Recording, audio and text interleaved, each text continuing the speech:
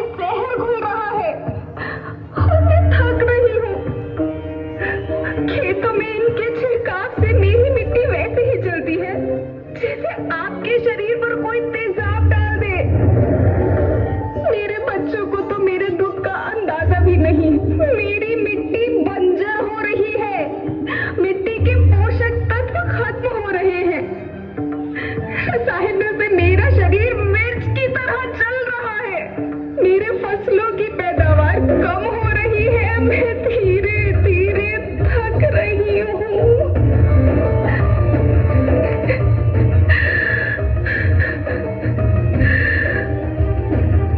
लेकिन मुझे याद आता है, पहले मैं बहुत सुंदर थी, बहुत प्रसन्न थी, हमेशा हंसती थी। मुझे आज भी याद है।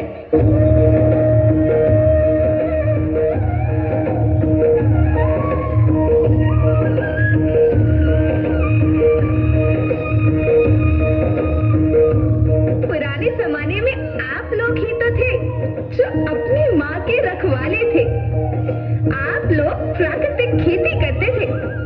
आप जानते थे कि प्राकृतिक खेती परंपरा भी है, जरूरत भी है, और फिर हमारी सभ्यता में तो प्रार्थना भी धरती कल्याण की है।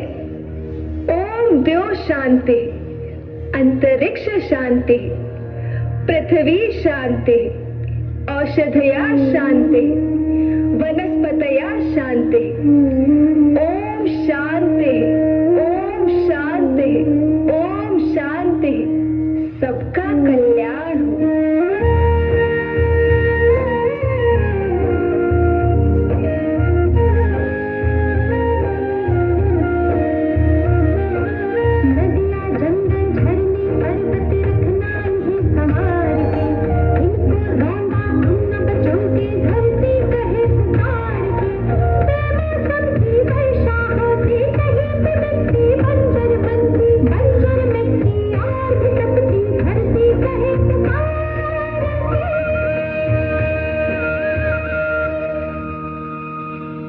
हजारों साल से मनुष्य धरती की गोद में रहता आया है।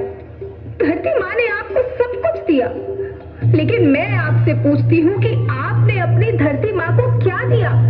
ये जहरीले रसायन, अप्राकृतिक खाद जो मिट्टी को बंजर कर रहे हैं, उर्वरकता को बर्बाद कर रहे हैं। आप अच्छी पैदावार के लालच में जो रासायनिक खाद अपने खेतों में डाल रहे हैं वो अभी तो लाभ देगी, लेकिन लंबे समय में उसी रासायनिक खाद का नुकसान है।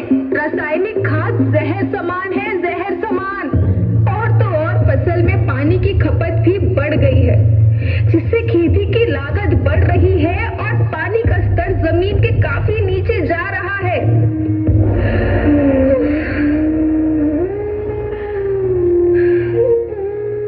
बच्चों, मैं तुम्हारी माँ हूँ। मैंने तुम्हें सुख से जीने के लिए पर्याप्त साधन दिए हैं, पर तुम्हारी लालच की पूर्ति के लिए नहीं दिए। ऐसा लगता है कि थोड़ी सी अधिक पैदावार और अपने लालच के लिए आप सब अपनी अगली पीढ़ी, अपने बच्चों के भविष्य के बारे में सोचना ही भूल गए हैं।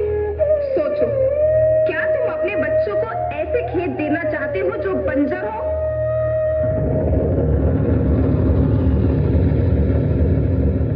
मैं माटी हूँ।